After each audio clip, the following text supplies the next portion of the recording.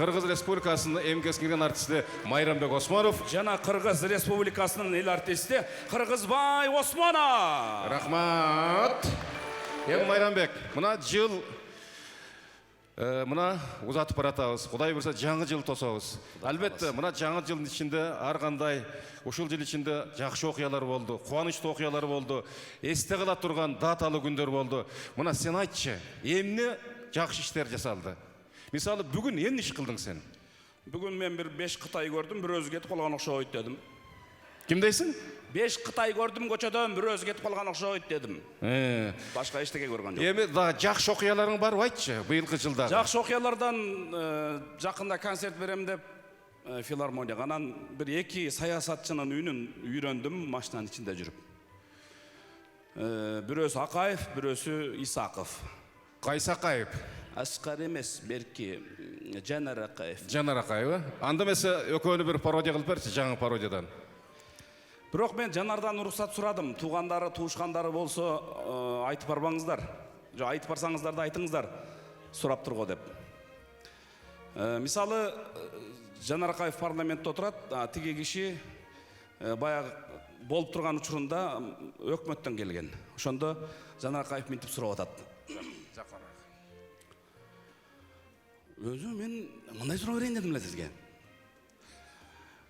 Даракты тийип койдуңар, ал жакшы нерсе. Ал эми алар көктөйбү, көктөбөйбү? Анан рейканы өтө эле көп сайып койдуңар жанына. Бул кайсыңызы негизи пайдалуу? Жанар Кубанычбекович, ал мындайда, аны сиз жакшы билесиз. Биз дарактарды, мына элдин баары айтып атат, анын бардыгын биз 9000 сомдон алганыбыз туура. Жанар Кубанычбекович, аны жакшы билесиз. Ал туура.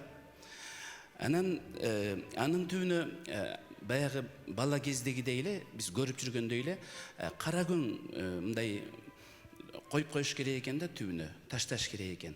Анан биз жанагы аэропорт жактан Даргиндердин сарайынан кара күн алып келели деп анан аяктан бекер алып келатсак, биякта мэриядан айтып калышты, биздин кара көңдөргө чет өлкөдөн келген дарактар көктөбөйт деди. Түшүнбөй калдым, ал кандай көктөбөйт?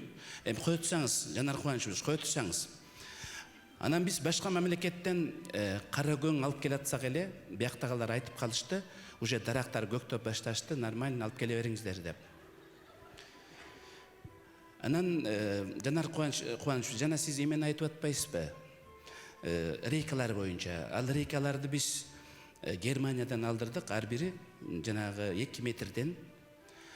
Аны биз сайган себебибиздин преимуществосу мындайда, бизде Кыргызстанда жамгыр кичине кургагыраак жайыт экен да, кургагыраак жайыт экен.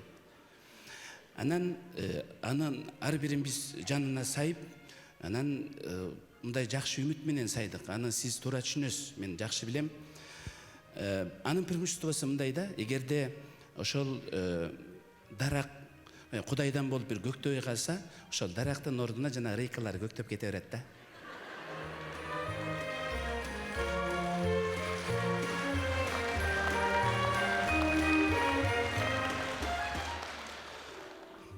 Муну мен негизи ашкылаган жокмун. Бирок да бир нерсени айтсаңыз, мынау дарактардын бою канча болот? Алар мындай көлөкө береби же бербейби бизге? Жанар Кубанычбекович, ал мындайда, мен бала кезде абдан сап-сары жигит болгом. Азыр деле ак жумал же кара төр эмесмин. Аны сиз жакшы билесиз. Анан апамдар мени дайыма күнгө чык, Д витамин болот балам, күнгө чык деп мен абдан күнгө чыгарышканда, ал дарак өсөбү, өспөйбү, көлөкө береби, бербейби? Аны менен менин ишим жок. Рахмат. Майрамбек Осмонов. Кыргызбай Осмонов.